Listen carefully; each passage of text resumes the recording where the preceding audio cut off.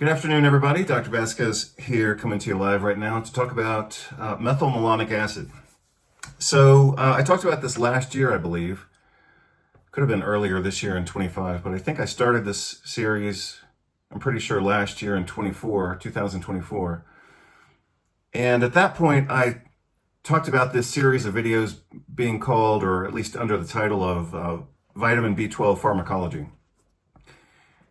B12 has been a nutrient that has interested me for a long time, like decades, literally decades, like back in the 1990s, because it's a very interesting nutrient. And I'm particularly interested in its ability to mediate neuronal repair when it's provided therapeutically, or when it mediates neuronal damage when it's deficient. And in particular, one of the things that's interested me about vitamin B12 is again, with regard to the deficiency, how it is famously able to create permanent brain damage within 6 months. That's typically how it's described. And I guess it's always interested me, but it interested me more lately. I started thinking about it because I've seen 2 patients recently with B12 deficiency, neither of whom have been successfully treated, and one of whom, her family members actually are refusing treatment. They say that she gets enough nutrients from her diet. Well, obviously she's not getting enough nutrients from her diet because she's failing very rapidly. But you'll get that a lot from people, even if you're showing them the data about the prevalence of deficiency, the existence of deficiency, the laboratory evidence of deficiency, the consequences of deficiency. They'll still say sometimes, oh, well, we trust that we're getting everything from our diet. Well, whatever. So again, B12 deficiency famously causes a wide range of neuropsychiatric manifestations. That alone is a fascinating topic. But again, the nuance of that I've been interested in is how it happens so quickly and how it's permanent. And so for that reason, I've started looking at the research again. And I guess to my benefit, and perhaps also now to your benefit, several new papers have clarified exactly what's happening with regard to B12 deficiency. So we're going to look at this paper that was just published last year in 2024, Association of Methylmalonic Acid and Depressive Symptoms with Mortality. Before I look at this with you, we're going to look at the diagram that I put together last year. Again, I think this was in middle or late 2024. Could have possibly been, since it was a series, up to, I believe, 6 installments. It could have possibly run into early in 2025. But anyway, this is the diagram that I put together earlier. I hope this is the final version of it. This talks about how do we acquire B12. Obviously, you get it from food. You have to pay for that food. And for some people, they don't have enough money to regularly consume animal protein, so they're deficient from a dietary or financial standpoint. But let's assume that we gain access to some dietary B12. These are the sequences. We acquire it. We have to digest the protein. Typically, we bind B12 to intrinsic factor.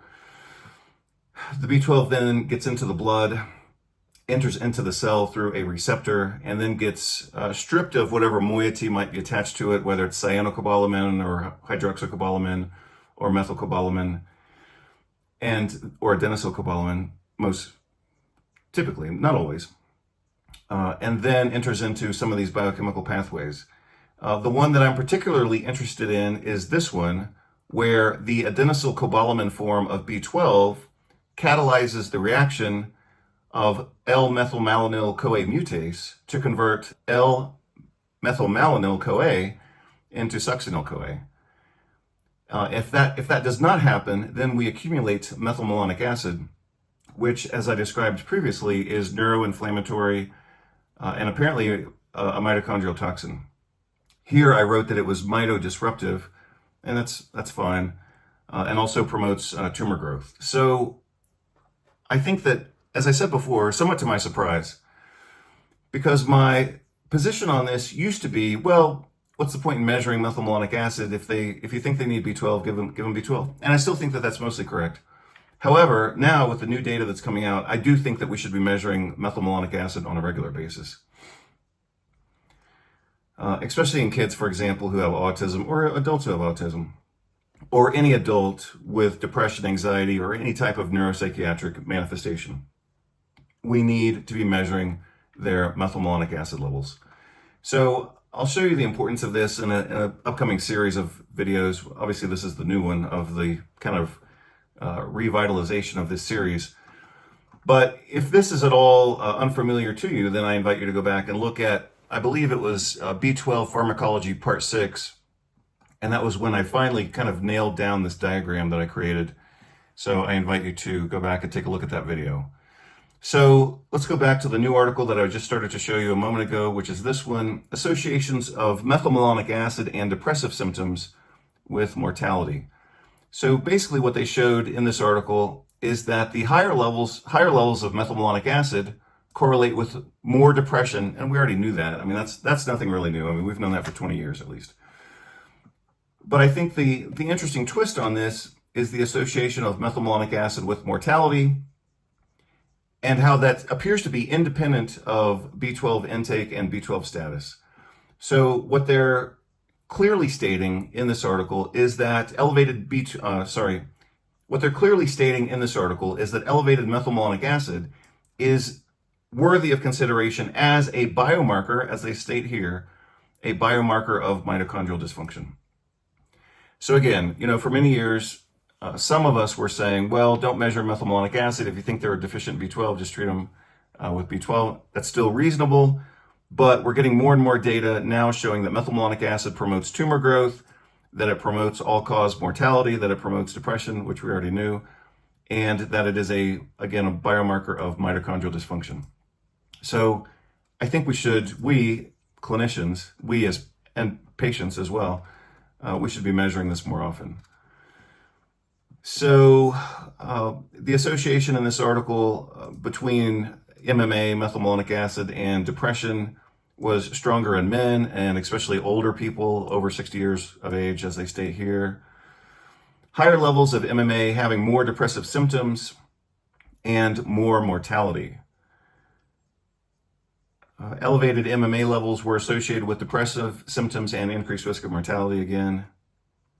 These findings suggest that mitochondrial dysfunction may contribute to the multifactorial etiology of depression. It's actually, I'm sure that that's true, but other articles that I've read recently would provide a different pathway, which I actually think is more accurate. So I do think that mitochondrial dysfunction contributes to depression, but I think that the role of MMA is actually more, in my opinion, direct through neuroinflammation. So I'll talk about that in another video. Methylmalonic acid is a mitochondrial toxin that may hamper mitochondrial energy metabolism by interfering with succinate dehydrogenase and triggering reactive oxygen species generation. So here they talk about MMA with oxidative stress, impaired energy metabolism, depression, cognition impairment. And I think all that's accurate. I just interpret it as being incomplete. The higher levels of MMA associated with higher levels of depression and also mortality. I mean, that's the take-home message of this study. Sensitivity analyses indicate that the association between MMA and depressive symptoms is robust, holding steady even after accounting for dietary intake of B12 and folate. So that was important. And they stated that a few times, but that's one of the most important sentences in the entire article. That they're not simply looking at MMA as a surrogate marker or as a marker of B12 deficiency, but rather as a marker of metabolic impairment, specifically within the category of mitochondrial impairment.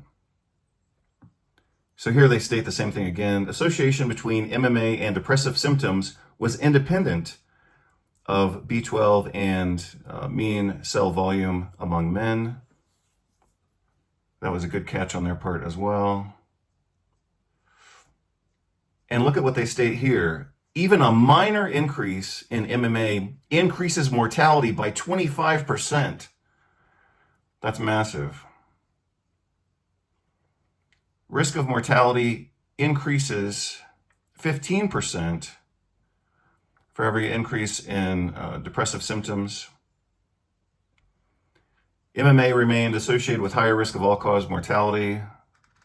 Depression only accounted for 2% of the association between MMA and mortality. That was also very important. I think this is probably one of the most important paragraphs in the article. I may have to read the whole thing. Let's see. Maybe it was another one. Yeah, it was that one. So, yeah, let's go back and look at that one. I'll read that section to you. Mitochondrial dysfunction is one of the possible mechanisms underlying the association between MMA and depression. MMA, methylmalonic acid, is considered a biomarker of mitochondrial dysfunction that disrupts the redox balance. The mitochondria theory of depression contends that mitochondria, which provide energy for all cell functions, mediate the biological mechanisms underlying depression, including those associated with monoamines and neuroplasticity. Yeah, I can go with that. I just think it's rather basic. I'll show you other articles that take that, develop that idea to a much greater extent. Disturbance of mitochondria leads to oxidative stress, which contributes to depression through altering brain structure. MMA induces neuron apoptosis that might lead to oxidative stress. High MMA may inhibit glutaminergic neurotransmission by disrupting neuronal mitochondria. That's the understatement of the year. Even though, again, I think this article is quite excellent. I just think that they missed entirely the importance of altered glutaminergic neurotransmission as part of the pathogenesis of MMA-mediated neurotoxicity. So I'll talk about that more in another video, maybe later this week. But we've got enough to go on here. The take-home message here is that elevated MMA is a marker of mitochondrial dysfunction, not simply B12 status. Correlates again with mortality, just like I showed you previously, where MMA appears to be a marker for cancer risk. So MMA causatively associates with cancer risk, overall mortality, mitochondrial dysfunction, and depression, and cognitive impairment. That's been shown now for decades, as I mentioned before. So anyway, I think this is a good new article. And again, the reason I was looking at this is because I wanted to take the conversation kind of to the next level, and that's why I was looking at mechanisms of MMA and neurotoxicity, because I've seen, like I mentioned before, I've seen these two patients recently decline very rapidly. And I had been interested in that before. It's like, how does B12 deficiency cause brain damage so quickly?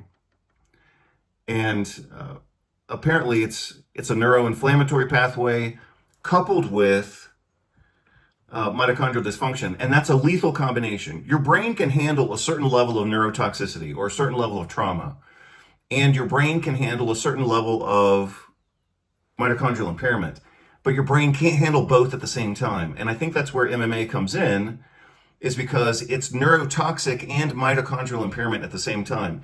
You combine that together, and the brain has no defense. So I think that's the lethal combination.